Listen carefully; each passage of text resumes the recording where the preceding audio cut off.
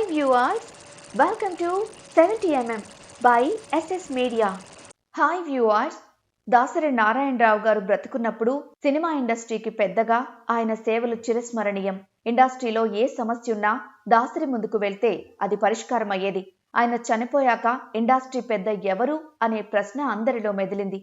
అందరూ కూడా దాసరి స్థానాన్ని భర్తీ చేయగలిగింది మెగాస్టార్ చిరంజీవి అనే అన్నారు. ఆయనే ఇండస్ట్రీ పెద్దగా రావాలనుకున్నారు. దానికి తగ్గ అర్హతలు అన్నీ చిరంజీవి దగ్గరున్నాయి. ఎవ్వరితో విభేదాలు లేకుండా, ఏ కాంట్రవర్సీ లేకుండా అందరితో సయోధ్యగా ఉంటూ అందరివాడు అనిపించుకున్న చిరంజీవి కంటే ఇండస్ట్రీ పెద్దన్న అని పిలిపించుకునే అర్హత ఎవరికుంది?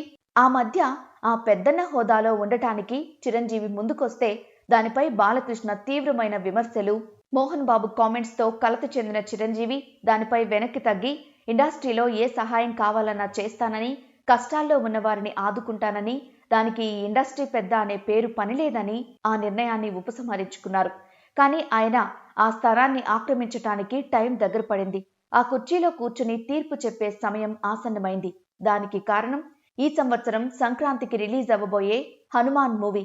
పెద్ద సపోర్ట్ లేకుండా, ముఖ్యంగా ఒక చిన్న సినిమా అవటం వల్ల ఈ మూవీకి థియేటర్స్ దొరకడం లేదు అనే దానికంటే ఇవ్వడం లేదంటే బాగుంటుందేమో. దాంతో పాటే రిలీజ్ అవుతున్న పెద్ద సినిమాలకు అన్ని థియేటర్స్ ఇచ్చి హనుమాన్కి ఏదో విదిలించారు. కొన్ని చోట్లయితే మరీ దారుణంగా 1-6 దక్కాయి.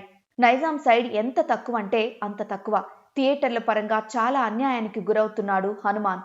తమ సినిమాని ఎలా తొక్కేస్తున్నారో, వాయిదా వేసుకోవాలని ఎంతలా బెదిరిస్తున్నారో డైరెక్టర్ ప్రశాంత్ వర్మ చాలా ఇంటర్వ్యూల్లో చెప్పారు కూడా. అయినా కూడా ఎవరూ హనుమాన్కి సపోర్ట్గా ముందుకు రాలేదు. గిల్డ్ అని ఒకటుంది, కానీ పెద్దోళ్లకి, పెద్ద సినిమాలకు మాత్రమే అది. ఇలాంటి టైంలో దాసరి గారుంటే ఖచ్చితంగా హనుమాన్ సినిమాకు న్యాయం జరిగేది. ఆయన లేడు కాబట్టి చిరంజీవి రావాలని అంతా అనుకుంటున్నారు. హనుమాన్కి మరో పేరు చిరంజీవి.